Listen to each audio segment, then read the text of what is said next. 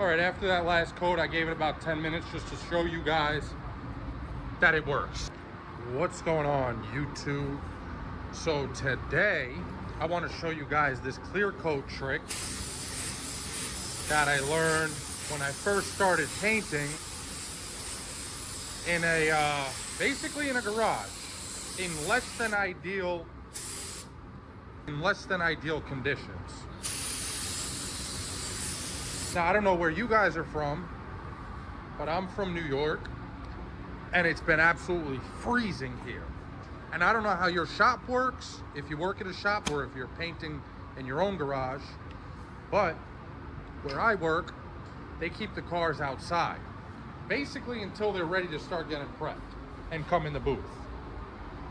So even though I'm in a booth and I can heat the booth up, it doesn't mean I can heat the car up. Now, when you're painting a panel that's been sitting outside in 16 degrees, I don't care how much you warm this booth up, especially if it's an aluminum panel, for example, which, funny story about that, I painted an Audi the other day, and I got such a bad run on it that my coworker printed out one of the characters from that show, Rocket League, surfing, and stuck him on the run on the car. Yeah, it was pretty funny, I'm not gonna lie. But I'm gonna show you guys a cool trick when I'm getting ready to lay my clear here to make it a lot easier to spray if the panel is cold. So I'll base this thing out, and then when we're ready for clear, I'll show you guys what I do. And it's all in the first coat. What I was saying in there about the aluminum panels is the aluminum, it's real easy to heat it up, but it doesn't hold heat. It doesn't stay warm for long. So this is probably going to be more helpful if you're painting aluminum panels. However, it'll be helpful also, I mean, no matter what you're painting, any metal. The metal's outside, it gets real cold, and you can heat the booth up to 140 degrees. And I mean, I've done it, so I know. You could heat the booth up to 140, and then as soon as that heat turns off, 2 minutes later, your panel's at 50 degrees. And ideally, you want your panel at ambient room temperature. So if your booth is 74, 75, 76, whatever you spray at, that's the temperature that your panel should be when you're painting it. Obviously, that's in a perfect world. We don't live in a perfect world. So we gotta find ways to make do with what we got. I'm gonna get it based out. Maybe I'll throw a clip of that in, just so it's not like a 2-minute video. And then I'll bring you back and start explaining what I'm doing, why I'm doing it, and how to do it.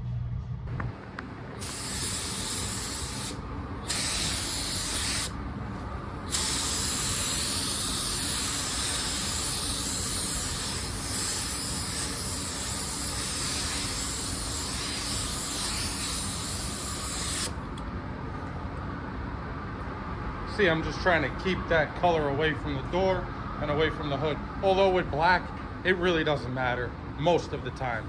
Sometimes it could, but for the most part, black, I could probably paint this whole panel. Nobody would ever know that I put color everywhere.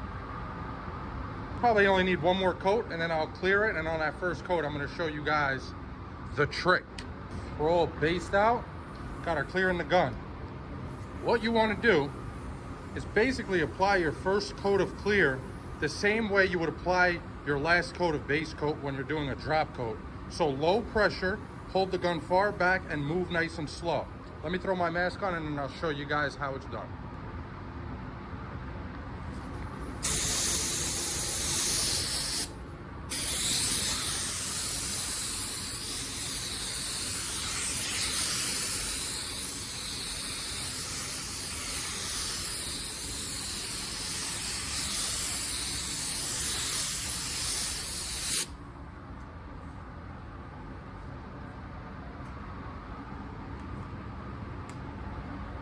Okay, so once you have your first coat on like that, you want to give it half the normal flash off time that you would give a full coat of clear, because you don't want it to be dry when you put your second coat on.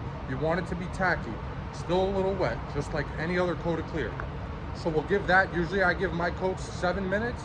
We'll give that one about 3-4 minutes, And then we'll just from there apply a second coat, and then a third coat, just exactly how you would apply your normal 1 and 2 coats. What this is gonna do, give your next layer of clear something to stick to. You're basically putting undercoating on the car and leaving a lot of texture. So this way your second and third coat of clear has something good to grab onto, so it doesn't run on you. Because if you've ever painted in a cold garage or on a cold panel before, you know, man, those things run like that, like nothing.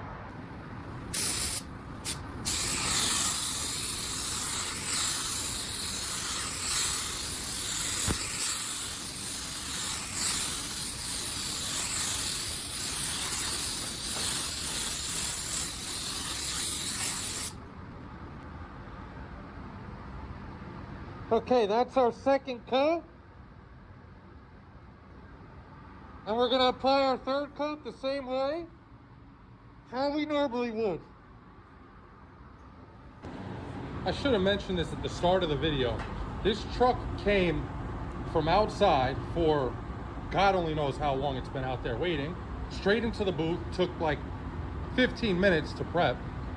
And that's the whole reason I was making this video, to show you guys this works. So that's our first coat. In between your first and second, you give it normal flash off time.